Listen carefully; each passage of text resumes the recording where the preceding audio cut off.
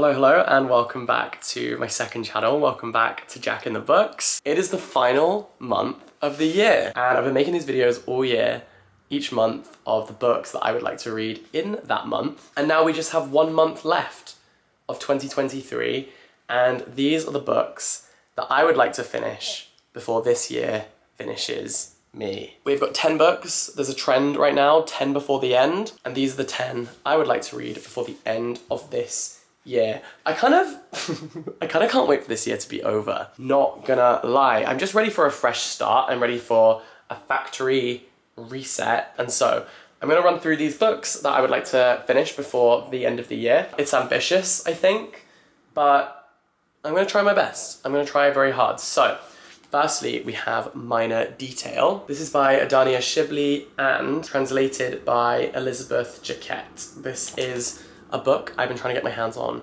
ever since it was nominated for an award because of its writing on Palestine, and then when Israel increased their attacks on Gaza, they said, oh, we're actually not going to give this book the award anymore, which is insane. And it's like censorship happening in real time. And so then everyone went out and bought this book, and when I went to try and buy this book, it was completely sold out everywhere. But I went into a small independent bookstore yesterday and I finally found it, and I'm so excited. So this spare and haunting novel cuts to the heart of the experience of erasure, dispossession, and life under occupation in Palestine, and reveals the difficulty of piecing together the shards of a narrative concealed by a fragmented history. Now this, I believe, was on the long list for the International Booker Prize. It's been really highly celebrated for the power of its writing and how much it captures something that is so pertinent and important and relevant to be reading about right now. And of course, reading is resistance, and so I am going to be reading this book. It's described by The Guardian as a highly sophisticated narrative that pitilessly explores the limits of empathy and the desire to right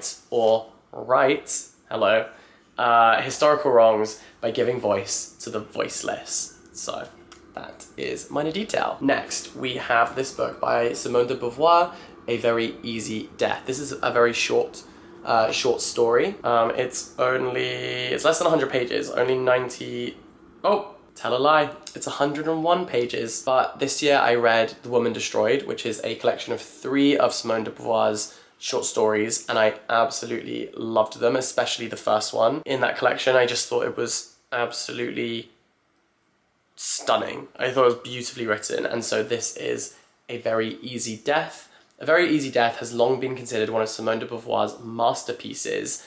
This profoundly moving, day-by-day recounting of her mother's death shows the power of compassion when it is allied with acute intelligence. Powerful, touching, and sometimes shocking, this is an end-of-life account that no reader is likely to forget. Wow. As soon as I saw this, I was like, I need that in my life. And here it is. This next book is called The Guest. It's by Emma Cline. Now, I've read 2 Emma Cline books, loved one, hated the other one. So that's why we bring in number 3 to basically be the decider. So this could be exceptionally mid, and then I'd have one I liked, one that was mid, and one I didn't like. Or it could help me sway one way or the other, and that will help me decide whether to buy more Emma Cline books, I suppose. This is also the January pick for Dua Lipa's Service 95 Book Club, which I think always has a really interesting and well-curated list of recommendations. So, summer is coming to a close on the east end of Long Island, and Alex is no longer welcome. A misstep at a dinner party, and the older man she's been staying with dismisses her with a ride to the train station and a ticket back to the city. With few resources and a waterlogged phone, but gifted with an ability to navigate the desires of others, Alex stays on Long Island and drifts like a ghost through the hedged lanes, gated driveways, and sun-blasted dunes of a rarefied world that is, at first, closed to her. Propelled by desperation and a mutable sense of morality, she spends the week leading up to Labor Day moving from one place to the next, a cipher leaving destruction in her wake. Taut, propulsive, and impossible to look away from, Emma Cline's The Guest is a spellbinding literary achievement. Doesn't that sound great? Okay, we've got some descriptions here. The New Yorker says, masterful. Publishers Weekly says the payoffs are as gratifying as they are shattering. And Jennifer Egan says, a thrilling new voice in American fiction. So that is The Guest. And I also really wanted to make sure that I bought the US edition because in my opinion, in my humble opinion, it is so much nicer than the UK cover. So yes, I picked up this one and I think this is just gorgeous. This one I've been meaning to get to for about 6 months now. It is The Book of Goose by Yi-Yeon Lee. I went to a talk that she did at the Strand bookstore as part of the PEN America World Voices Festival. PEN America really work on anti-censorship and they help authors who are finding that their works are being censored or banned even. Of course, that's a huge issue in America right now. And they have this festival basically to champion lots of diverse authors from all around the world. And there was this panel on the subject of friendship. I actually made a video on this channel about it at the time because I was so just like enthralled by what they were saying. It was Kamala Shamsi, Yi-Yeon Lee, Sayaka Murata, and Mona Awad. What a lineup. I hadn't read anything by Yi-Yeon Lee. She was the only author on the panel I hadn't read anything from. And so immediately I was like, I need to read something of hers. And I did read one of her short stories, but this is the novel I was really, really excited about. This is The Book of Goose, and this is the book that is about friendship, specifically female friendship. So Fabienne is dead. Her childhood best friend Agnes receives the news in America, far from the French countryside where the two girls were raised.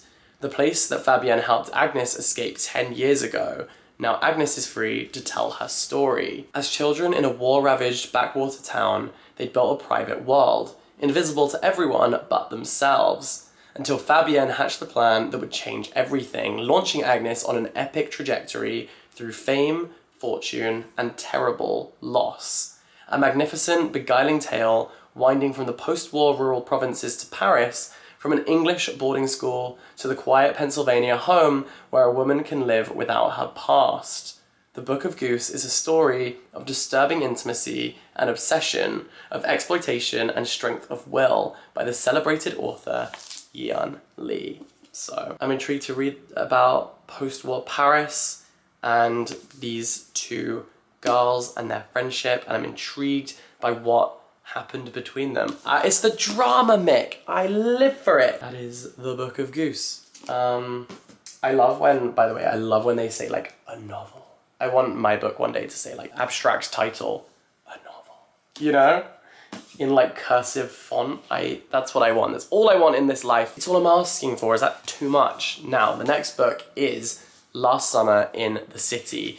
I feel like the winter blues have been getting me down. I'm actually heading to Miami tomorrow for the weekend, which I'm so excited about. I need some sunshine, and I feel like this book could be a good companion for that. Again, we have a novel written in cursive font, and I think I want to just like reminisce on the summer. This is translated by Howard Curtis and by Gianfranco Caligaric. I'm not sure what language it is translated from. It is translated from Italian. And it has a foreword by Andre Aciman, who wrote Call Me By Your Name. So that's really cool. And you know what? Andre Aciman writes so absurdly beautifully in Call Me By Your Name. Like, if you've seen the movie but you haven't read the book, I would really highly encourage you, if there's one book you read, even though you've already seen the movie, make it Call Me By Your Name, because it is so brilliant. Anyways, in a city smothering under the summer sun and an overdose of La Dolce Vita, Leo Gazzarta spends his time in an alcoholic haze. You and me both, Leonardo. You and me both. Bouncing between rundown hotels and the homes of his rich and well-educated friends, without whom he would probably starve. At 30, he's still drifting between jobs that mean nothing to him, between human relationships, both ephemeral and frayed. Everyone he knows wants to graduate, get married, get rich, but not him. He has no ambitions whatsoever. Damn. Rather than toil and spin, isn't it better to submit to the alienation of the eternal city, Rome? Oh, so this is a novel about Rome. That's cool. Sometimes a cruel and indifferent mistress, sometimes sweet and sublime. I think this is going to be really interesting. The thing is, often I buy these books, like, months and months and months ago, and I pick them up in the bookstore and I think this sounds good, or someone recommends it to me, and I go out and buy it, and then I forget. And so then when I come back to it, I'm like, I know I want to read this book, but I can't remember why. And so it's like a little surprise, like a little gift from past me to current me. So that is Last Summer in the City, and I think it's gonna make me want to go and just, oh, I bought this because I was in Milan, and people were like, oh, if you enjoyed your time in Milan, you should read this book about Rome. That's what it was. Okay, and that was in May. So it's been a long time coming. Okay, I have to quickly stop recording because my camera battery is about to die. Okay, no time has passed for you, but I've replaced the camera battery. So the next book is this one. This is Joan is Okay, and this is a pandemic novel. Boo. I am microdosing anything to do with the pandemic. Anything, any media, any art about the pandemic. I'm so intrigued about different people's experiences of that historical event that I also lived through, because that we all also lived through, unless you're like 1 year old and watching this video, in which case, how are you doing that? Well done, hello. But we all lived through that event, and you know, I've read so many war novels, you know, about the First and Second World War, for example, that were such huge cultural events for so many people, and I always thought it's so interesting to see different people's ways of writing those wars. And so now I think the next version of that is like the pandemic, which is something that really happened to everyone, ever. Anyway, all that to say that I've been buying books that I think are going to be interesting about the pandemic, but I've been like micro-dosing them, because thinking about the pandemic for too long makes me upset again. Like, I don't want to think about it too much, but occasionally I think it's important to check in with the art that was made in that time. So this is about an ICU doctor who was living in New York City, and she's also the daughter of Chinese parents who came to the United States to secure the American dream for their children. Joan is intensely devoted to her work, happily solitary, successful. She does look up sometimes and wonder where her true roots lie, at the hospital where her white coat makes her feel needed, or with her family who try to shape her life according to their own cultural and social expectations. So this is a book about what it means to be Chinese American right now, working in medicine at a high stakes time, finding one's voice within a dominant culture, and being a woman in a male-dominated workplace, and staying independent within a tight-knit family. But above all, it's a portrait of a remarkable woman, so marvelously surprising that you can't get her out of your head. I have been wanting this book for such a long time. I finally bought it recently, and I think that if I'm going to consume any pandemic art, it should be this one. I think it captures such an important and interesting perspective, being a Chinese American specifically, in a time where anti-Asian hate was so rife and awful. So, you know, I think that character of like a Chinese American doctor is really interesting in a time of like a health crisis. So, yeah, I've been really looking forward to reading Joan is Okay at some point, and I think I haven't read a pandemic book in a while, so it could be time. It could be time. The next one is so fascinating to me. This is Hopscotch by Julio Cortázar, and this is definitely translated. Let me find the translator's name, Gregory Rabassa. So this is translated from Spanish. My friend Renee actually bought this for me because he thought I would love it.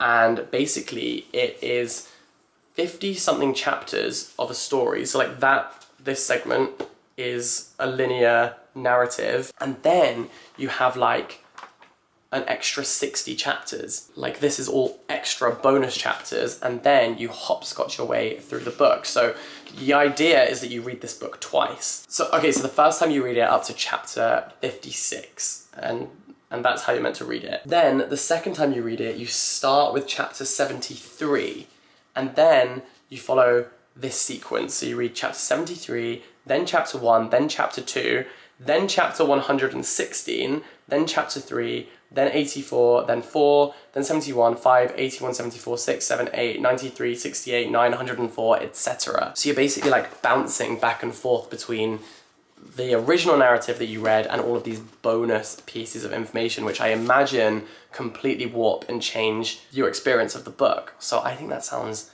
fascinating. I think I'm gonna make a whole dedicated video to this book because I've never encountered anything like it, and I think it deserves its own video. There, I said it. So hopefully you'll be seeing that at some point. And then 3 more books I'd love to read before the end of the year. Firstly, Death Valley by Melissa Broder. I loved her book Milk Fed. Oh no, look what I did. That's so annoying. Balls. I messed up the dust jacket. Okay, I can fix that. I've heard that this is meant to be really wacky and strange. By the same author of Milk Fed and The Pisces, a darkly funny novel about grief that becomes a desert survival story. Right, that just sounds like a random word generator, and that's what I'm so pumped about. In Melissa Broder's astounding new novel, a woman arrives at a Best Western seeking respite from an emptiness that plagues her. She has fled to the California high desert to escape a cloud of sorrow for both her father in the ICU and a husband whose illness is worsening. What the motel provides, however, is not peace, but a path, thanks to a receptionist who recommends a nearby hike. Out on the sun-scorched trail, the narrator encounters a towering cactus whose size and shape mean it should not exist in California. Yet the cactus is there, with a gash through its side that beckons like a familiar door. So she enters it. She enters the cactus. What awaits her within this mystical succulent sets her on a journey at once desolate and rich, hilarious and poignant. This is Melissa Broder at her most imaginative and universal. This is Death Valley. Say no more. Say no more. I love weird books. I love weird shit. I love it. Next we have, wait, hold on. How do I get that to line up with my face? Next we have Rent Boy. This is another New York City novel. You might have noticed there's a couple of those in this collection. I love to read about the places I live. It's New York City, 1991, and everyone wants to be at the Emerson Club, from Cindy Crawford to Cindy Adams, from famous Roger, one-time Lion of the talk shows, to Sandy Miller, the downtown writer with the tattoos and the leather, from Lauren Hutton to the art star who does the thing with the broken plates. Everyone, that is, except Danny. Danny just works there, waiting tables to put himself through architecture school, running tricks on the side. And when he's not on the clock, he's recording the sexual, aesthetic, and financial transactions that make up his life in gruesome detail. But even a clever boy like Danny can wind up on the menu.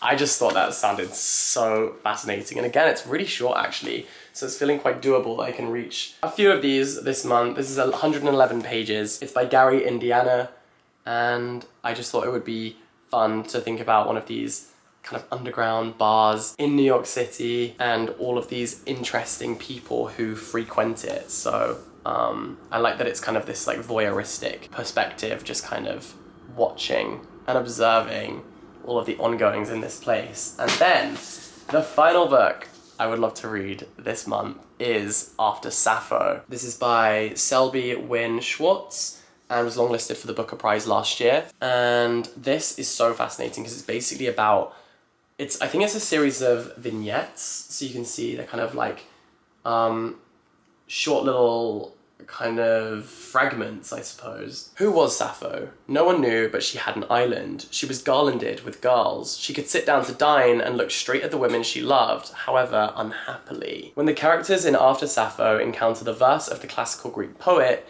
it is an awakening. Alone and ablaze, they linger breathlessly over fragments, hiding behind laundry lines, gazing out at the sea, staining their dresses in backyards.